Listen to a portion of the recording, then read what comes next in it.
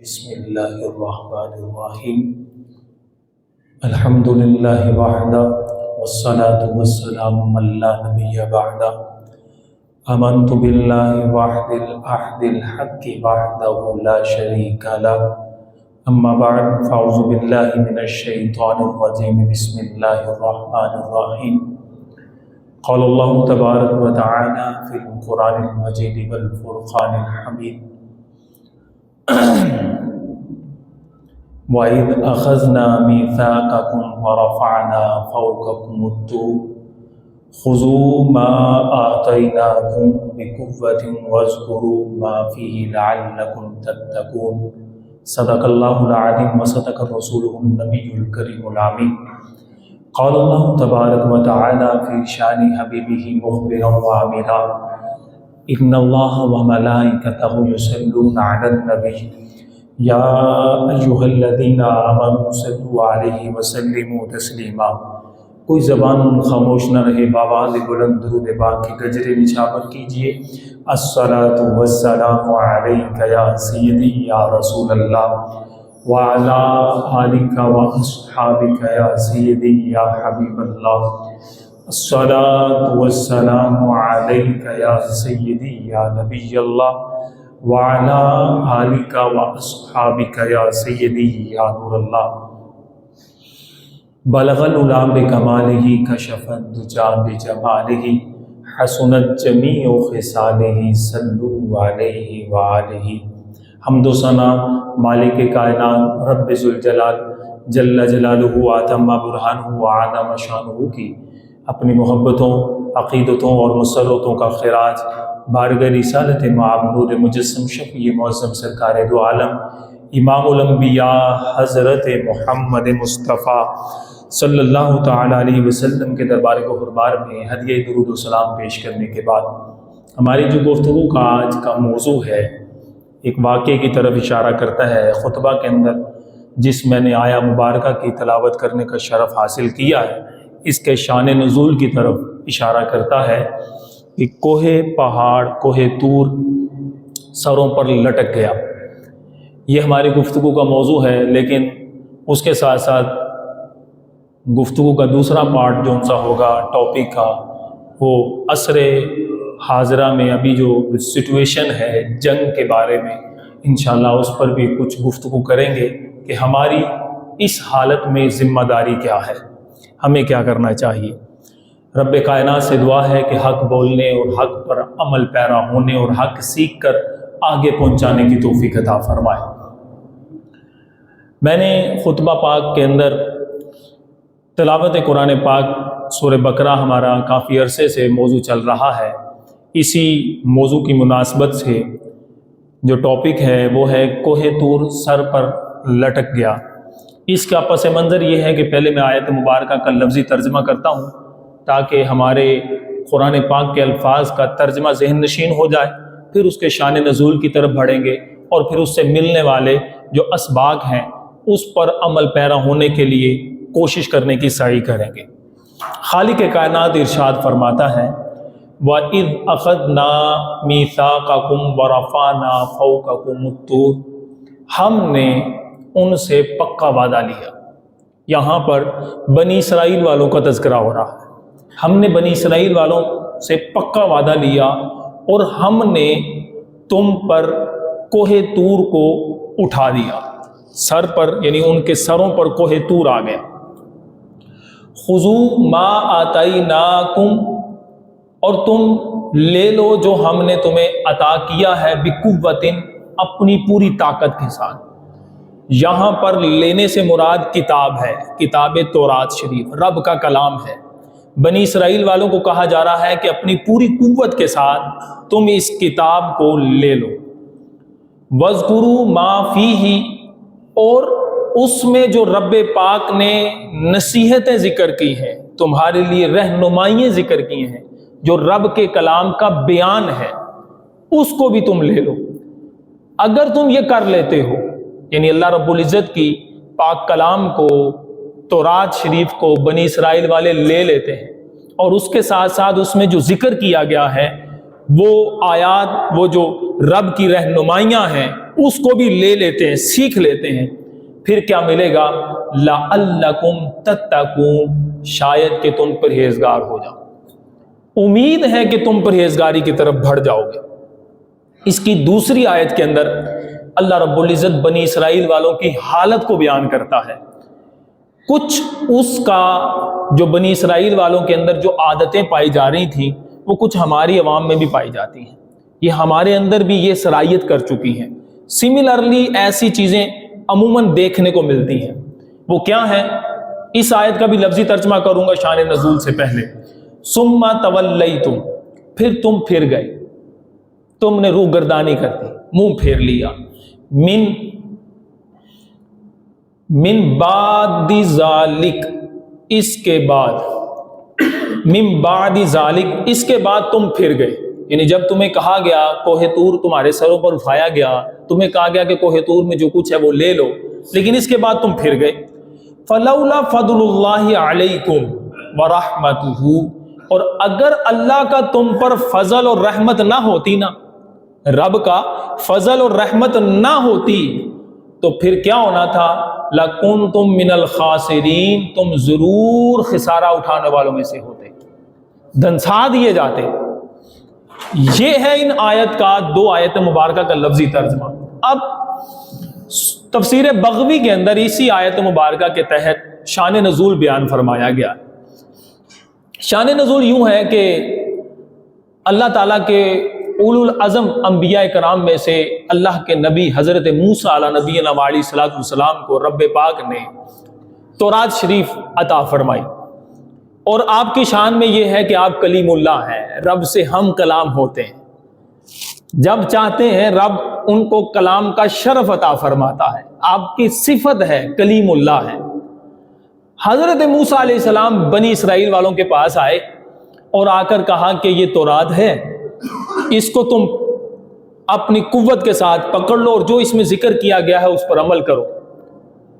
بنی اسرائیل والوں نے سرکشی کرنا شروع کر دی، نافرمانی پر اتر آئے، وہ کتاب الہی تورات شریف سے انہوں نے منہ موڑ لیا۔ اب یہ ہوتا ہے کہ بسا اوقات آپ نے دیکھا ہوتا ہے کہ جب دعائی لے کر بچے کے لیے پیرنٹس آتے ہیں، اس کے والدین لے کر آتے ہیں، تو بچہ خود سے وہ دعائی نہیں پیتا، بلکہ اس کے ہاتھ پاؤں پکڑ کے اس کو دوائی پلائی جاتی ہے تاکہ وہ اس بیماری سے ٹھیک ہو جائے۔ تو کچھ اسی طرح بنی اسرائیل والوں نے جب سرکشی کی تو رب تبارک و تعالیٰ نے ان کو تورات شریف بطور دعا عطا فرمائی تھی، تو وہ نہ مانے تو اللہ رب العزت نے جبرائیل کو بھیجا، اور جبرائیل نے کوہ طور کو جڑوں سے اکھیڑ کر ان کے سر پر لٹکا دیا، یہ پہاڑ ان کے سر پر لٹکنے لگا۔ اب جب ان کو موت نظر آئی، سر پہ موت منڈلا رہی تھی، اس وقت انہوں نے کہا کہ ہم تو مانتے ہیں یا اللہ، ہم تیرا کلام بھی مانتے ہیں، اس کلام میں جو لکھا ہے وہ بھی مانتے ہیں، اور تیرے کلیم اللہ کی ہر بات کو مانتے ہیں، ہم سے یہ آزمائش ختم فرما دے۔ یہ تھا اس کا پس منظر کہ جب انہوں نے ماننے سے انکار کیا تو رب پاک نے جبرائیل کو بھیج کر کوہ طور کو ان کے سر پر رکھ دیا۔ اب جب انہوں نے اقرار کر لیا کہ ہم اب سب کچھ مانتے ہیں، لیکن ان کا یہ اقرار بھی جھوٹ تھا، انہوں نے دغا دیا تھا، تو جبرائیل امین علیہ السلام نے دوبارہ کوہ طور کو اس کی جگہ پر رکھ دیا، اور بعد میں پھر کیا ہوا؟ ثم تولیتم من بعد ذالک، وہ اس کے بعد پھر گئے، انہوں نے منہ موڑ لیا، سرکشی پر اتر آئے، پھر انکار کرنے لگے، رب کے کلام سے استفادہ لینے کی بجائے انکار کر بیٹھے۔ لیکن اللہ تعالیٰ کا پھر بھی فضل تھا، اللہ کی رحمت تھی، وگرنہ جو ان کے حالات تھے، ان کی نافرمانیاں تھیں، ان پر تو آسمان سے پتھر برسائے جانے تھے، زمین پھٹتی ان کو زمین میں دھنسا دیا جاتا، لیکن اللہ رب العزت کا فضل تھا۔ اللہ فرماتا ہے فلولا فضل اللہ علیکم، اگر تم پر اللہ کا فضل نہ ہوتا اور اس کی رحمت نہ ہوتی تو تم ضرور خسارہ اٹھانے والوں میں سے ہوتے، ضرور دھنسا دیے جاتے۔ یہاں پر ان آیت مبارکہ سے ایک تو یہ سبق مل رہا ہے کہ جو ہمارے لیے بھی مشعل راہ ہے، کہ وہ یہ ہے کہ ہم لوگ دیکھیں کہ اللہ رب العزت نے ان کو حکم فرمایا کہ تم لوگ جو ان سا ہے وہ کتاب الہی کو مضبوطی سے پکڑ لو، کلام الہی کو مضبوطی سے پکڑ لو، لیکن اور ساتھ یہ بھی حکم ارشاد فرمایا کہ جو کچھ اس میں ذکر کیا گیا ہے اس پر بھی عمل پیرا ہو۔ انہوں نے اس سے انکار کر دیا۔ بنی اسرائیل والوں کا یہ عمل تھا، ان کو ڈرانے کے لیے کوہ طور سر پر لایا گیا، لیکن آج کتاب الہی ہمارے پاس موجود ہے، اس میں جو احکامات، جو نصیحتیں، جو اللہ رب العزت کے فرامین ہیں وہ موجود ہیں، لیکن ہماری حالت ہمارے سامنے ہے۔ ہم کتاب الہی سے کتنا تعلق جوڑے رکھے ہوئے ہیں اور کس قدر ہمارا معاملہ جو ہے اس کی رہنمائیوں سے سبق سیکھتے ہوئے ہم اس کے مطابق زندگی بسر کر رہے ہیں، جبکہ ان پر بھی رب کی رحمت تھی، ان پر اللہ کا فضل تھا۔ آج ہم پر بھی محبوب اللہ امام الانبیاء علیہ الصلوۃ والسلام کا صدقہ اللہ کا فضل بھی اور رحمت بھی ہے، وگرنہ جو ہمارے حال ہیں، جو ہمارے کرتوت ہیں، وہ سب کو پتا ہے، ہر ایک کو پتا ہے۔ ہمارے گریبان میں جھانکنے کے بعد ہمیں پتا چل جاتا ہے ہم کتنے پانی میں۔ تو اب یہاں پر ہمارے لیے یہ ہے کہ رب کی رحمت الہی کی وسعت ہمارے لیے کتنی ہے کہ ہم گناہ کرتے ہیں پھر توبہ کر لیتے ہیں، یا رات کو بندہ سویا اور اس نے ڈرونا خواب دیکھا اور پھر دل میں بے چینی پیدا ہوئی، صبح اٹھ کر جناب وہ قرآن بھی پڑھ رہا ہے، نمازیں بھی پڑھ رہا ہے۔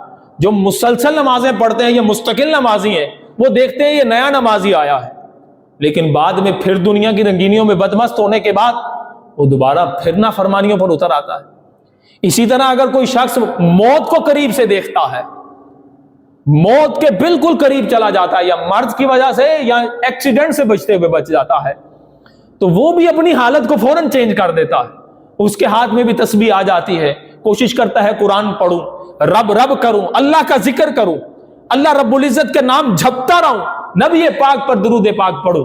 یہ ہر ایک کا انسان کا وتیرہ ہے کہ جب اس پر آزمائش آتی ہے فوراً ہی رب کی طرف رجوع کر لیتا ہے، لیکن جیسے ہی اس پر کمی آتی ہے، آسانی ہوتی ہے، پھر وہ دوبارہ روگرداں ہو جاتا ہے، سرکشی کرنا شروع کر دیتا ہے، نافرمانیوں پہ اتر آتا ہے۔ اگر ہم دیکھیں تو بنی اسرائیل والوں نے سرکشی کی تو وہ رب کے نافرمان ٹھہرے، رب کے نافرمان ٹھہرے، آزمائشیں آئی ان پر، طرح طرح کی پریشانیاں اٹھانی پڑی، لیکن اللہ رب العزت کا فضل اور رحمت ہونے کی وجہ سے ان کو دھنسایا نہ گیا، ان پر آسمان سے پتھر نہ برسائے گئے۔ آج ہم بھی غور کریں ہمارا حال کیا ہے، جبکہ اللہ رب العزت قرآن پاک کے اندر ارشاد فرماتا ہے وَرَبِّكَ الْغَفُورُ ذُو الرَّحْمَةِ، کہ تمہارا رب بخشنے والا اور رحمت والا ہے۔ لَوْ يُؤَاخِذُهُمْ بِمَا كَسَبُوا لَأَجَّلَ لَهُمُ الْعَذَابَ، کہ اگر جو تم کمائی کرتے ہو، جو تمہارے ہاتھ کرتے ہیں، جو تمہارے کرتوت ہیں، اگر رب اس کے برابر مواخذہ کرے، حساب لے، تو ضرور تم عذاب الہی میں مبتلا کر دیے جاؤ۔ یہ ہماری کنڈیشن ہے، کتاب الہی بیان کر رہا ہوں، سورہ کہف ہے، اللہ رب العزت فرماتا ہے میں غفور الرحیم ہوں، لیکن اس رحمت کی وجہ سے تمہارے یہ چھوٹ دی جا رہی ہے، تمہیں یہ رخصت مل رہی ہے، وگرنہ اگر تو تمہارے ہاتھوں کی کمائی ہے جو تم نے کر کے چھوڑا ہوا ہے، اگر اس کا مواخذہ لیا جائے تو تم پکڑ میں آ جاؤ، تم پر عذاب الہی آ جائے گا۔ شاعر کہتا ہے نا پنجابی کا، عدل کریں تا تھر تھر کمن، اونچیاں شانہ والے، فضل کریں تا بخشے جاسن، میں ورگے بھی منہ کالے۔ تو ہمارے لیے تو فضل الہی ہونا چاہیے، اللہ سے ہر وقت عافیت کی دعا کرنی چاہیے، یا اللہ اپنی رحمت والا معاملہ فرمانا، اپنے فضل والا معاملہ فرمانا۔ ہمیں ہر وقت اللہ تعالیٰ سے یہی دعا کرنے کی ضرورت ہے اور اس کی فرما برداری میں آنے کی ضرورت ہے، وگرنہ ہم دیکھیں ہمارے لیے جو مشعل راہ ہیں، جو ہستیاں ہیں، وہ صحابہ کرام علی رضوان، جنہوں نے نبی پاک صلی اللہ علیہ وسلم کے دستے مبارکہ پر اپنے آپ کو اسلام کے ہاتھوں بیچ دیا اور مشربہ اسلام ہوئے، ان کی طریقہ کار کیا تھا، جو انہوں نے پہلے زندگی کیسی گزاری، لیکن بعد کا عمل دیکھیے کہ وہ نبی پاک صلی اللہ علیہ وسلم کی فرامین پر اور رب تعالیٰ کے فرامین کے مطابق زندگی گزارنے میں ہر وقت کوشاں رہتے۔ بلکہ یہاں پر ایک حدیث مبارکہ، کیونکہ صحابہ کرام ہمارے لیے مشعل راہ ہیں، وہ ستاروں کی مانند ہیں، اللہ رب العزت کے محبوب صلی اللہ علیہ وسلم فرماتے ہیں، حدیث مبارکہ حضرت عبادہ بن صامت رضی اللہ تعالیٰ عنہ اس حدیث مبارکہ کے راوی ہیں، نسائی شریف کی حدیث مبارکہ سیاستہ کی یہ کتاب ہے۔ آپ فرماتے ہیں بایعنا رسول اللہ صلی اللہ علیہ وسلم، رسول اللہ صلی اللہ علیہ وسلم نے ہماری بیعت لی، یعنی جب ہم نے سرکار کے ہاتھوں پر اسلام قبول کیا تو سرکار نے ہماری بیعت کن چیزوں پر لی تھی؟ یہ ہر ایک امتی کو ضرورت ہے اس پر عمل پیرا کرنے کی۔ فرمایا علی السمع والطاعۃ فی الیسر والعسر، فرمایا کہ جو نبی پاک فرمائے اس کو سننا اور اس کے مطابق زندگی گزارنا، چاہے تمہاری زندگی میں تنگی آئے یا آسانی آئے، ہر حال میں نبی پاک کا فرمان پر مطابق زندگی گزارنا اور اللہ کے فرمان کے مطابق زندگی گزارنا، اس بات پر ہم سے بیعت لی گئی۔ اور یہ صحابہ کرام کی زندگی میں بظاہر موجود تھا، اور بلکہ وہ عامل کیسے تھے؟ یہاں پر یہ ایک حدیث مبارکہ ہے، حضرت عبداللہ بن رواحہ شاعر مصطفیٰ آقا علیہ الصلوۃ والسلام کی مدح سرائی کرنے والے صحابی رسول ہے۔ آپ فرماتے ہیں ایک مرتبہ نبی پاک صلی اللہ علیہ وسلم مسجد میں خطبہ ارشاد فرما رہے تھے، صحابہ کرام علیہ رضوان کھڑے ہوئے تھے، میرے آقا علیہ الصلوۃ والسلام نے صحابہ کرام علیہ رضوان کو ارشاد فرمایا اجلسو، اے میرے صحابہ بیٹھ جاؤ۔ حضرت عبداللہ بن رواحہ رضی اللہ تعالیٰ عنہ، غور سے سننے والی روایت ہے، آپ فرماتے ہیں میں مسجد جمعہ کے پاس، وہ تقریباً مدینہ پاک سے مسجد نبوی سے مسجد جمعہ کا تقریباً سفر 3 کلومیٹر ہے، اتنی دور موجود تھا، قبیلہ بنو غنم کے پاس تھا۔ آقا علیہ الصلوۃ والسلام نے موجود صحابہ کرام کے لیے فرمایا تھا اجلسو، اے میرے صحابہ بیٹھ جاؤ، بیٹھ کر بات سنو۔ حضرت عبداللہ بن رواحہ نے وہیں پر آقا علیہ الصلوۃ والسلام کی بات پر لبیک کہتے ہوئے وہیں پر بیٹھ گئے۔ ایسے صحابہ کرام عمل پیرا ہوا کرتے تھے، یعنی نبی پاک کے فرمان کے مطابق جیسے ہی حکم ملا، نہ پوچھا کیوں، کیا کرنا ہے، نہیں انکار، کچھ نہیں، بلکہ عمل کر کے دکھانا۔ اور وہ حضرت عبداللہ بن رواحہ وہاں پر بیٹھ کے یہ نہیں سوچا کہ مجھے تو نہیں کہا ہوگا، جو صحابہ کرام وہاں مسجد نبوی پر موجود ہیں ان کے لیے ارشاد فرمایا ہوگا، نہیں، بلکہ فرمایا جیسے ہی سرکار نے فرمایا اجلسو تو حضرت عبداللہ بن رواحہ وہیں پر بیٹھ گئے۔ اور یہاں پر 2 چیزیں سیکھنے کا موقع ملا کہ حضرت عبداللہ بن رواحہ نے 3 کلومیٹر سرکار کی آواز سنی اور بغیر ساؤنڈ کے سنی، اور میرے آقا کی آواز وہاں تک پہنچی۔ یہ میرے نبی پاک کی آواز میں طاقت تھی کہ سرکار علیہ الصلوۃ والسلام کی آواز وہاں تک پہنچی، حضرت عبداللہ بن رواحہ نے لبیک کہتے ہوئے وہیں پر بیٹھ گئے۔ یہ آقا علیہ الصلوۃ والسلام کو رب نے طاقت عطا فرمائی تھی۔ تو یہ ہمارے لیے یہاں پر سبق یہ ہے۔ ایک اور حدیث مبارکہ ہے، حضرت خریم اسدی رضی اللہ تعالیٰ عنہ، یہ بھی سرکار جو فرمائے صحابہ فوراً عمل کرتے تھے۔ حضرت خریم اسدی رضی اللہ تعالیٰ عنہ صحابی رسول ہے، آپ کی عدم موجودگی میں صحابہ کرام علیہ رضوان کو میرے آقا علیہ الصلوۃ والسلام نے فرمایا خریم اسدی اچھے صحابی ہیں، لیکن یہ تہبند کچھ نیچے باندھتے ہیں اور بال ان کے کچھ بڑے ہیں، اگر یہ نہ ہو نا تو ان میں بہت زیادہ اچھائیاں پیدا ہو جائیں۔ حضرت خریم کو جب یہ پتا چلا کہ میری عدم موجودگی میں صحابہ کرام کی موجودہ حالت کے اندر میرے آقا علیہ الصلوۃ والسلام نے میرے بارے میں یہ ارشاد فرمایا ہے، فوراً کینچی پکڑی اور اپنے بال کاٹ دیے اور تہبند کو اوپر باندھنا شروع کر دیا، عمل پیرا کیا، نبی پاک کے فرمان پر فوراً عمل پیرا ہوئے۔ اب یہاں پر ہم بھی غور کریں، ہمارے بھی یہاں فیشن کے نام پر بڑے بڑے بال رکھ لیے جاتے ہیں، عورتوں کی طرح بال رکھنا حرام ہے، شریعت نے منع فرمایا، اور لوگ فیشن کے نام پر اب تو جناب جوڑے باندھتے ہیں، گتے باندھتے ہیں، مرد لوگ، جو عورتوں کا کام تھا، اور وہ جناب کر رہے ہیں، جبکہ نبی پاک نے منع فرمایا۔ آقا علیہ الصلوۃ والسلام نے صحابی کو دیکھا اور ناپسند فرمایا، صحابی رسول نے فوراً آقا علیہ الصلوۃ والسلام کی ناپسندیدہ عمل کو اپنے اعضاء سے، یعنی جو بال تھے اس کو ختم کر کے سرکار علیہ الصلوۃ والسلام کے حکم پر عمل پیرا ہو گیا۔ تو آج ہمیں بھی ضرورت ہے نبی پاک جو فرما رہے ہیں اس کے مطابق زندگی گزارنے کی. اور وہ کچھ تہبند نیچے باندھتے تھے، ناف سے نیچے تہبند باندھنا. آج کل تو لوگ چڈیاں پہن کر، شلواریں ختم کر کے، چھوٹے چھوٹے لباس پہن کر باہر گھوم رہے ہوتے ہیں. شرم و حیائی ختم ہو گئی ہے. کوئی نہیں دیکھ رہا کہ کسی کی ماں بہن گزر رہی ہے تو میرا یہ لباس کیسا ہے.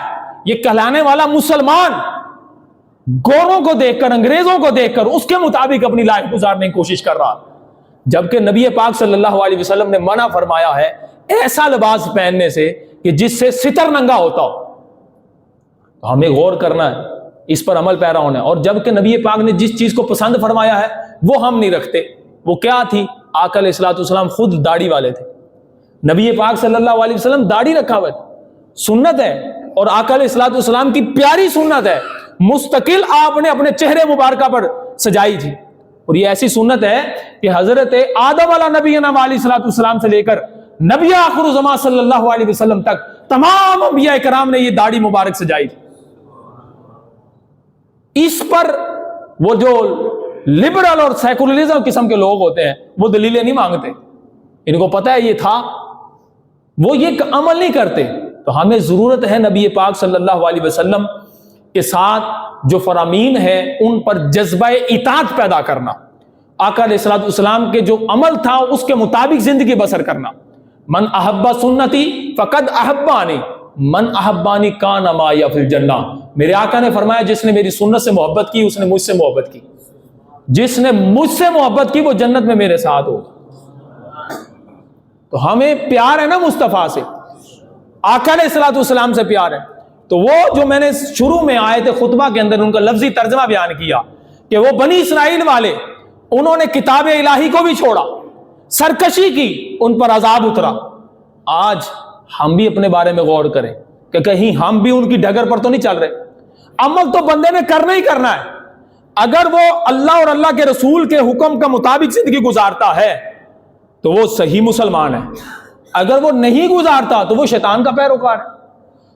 کسی نہ کسی کے رستے پر چلے گا، کسی نہ کسی کی اطاعت کرے گا. اگر وہ اللہ اور اللہ کے رسول کی مان لیتا ہے تو وہ اطاعت اللہ اور اطاعت رسول کے اندر شامل ہو جائے گا. اگر وہ نہیں مانتا وہ تو شیطان کا پیروکار ہو جائے گا، اور شیطان نے خود بھی جہنم میں جانا ہے اور اس کے ماننے والوں نے بھی جہنم میں جانا ہے.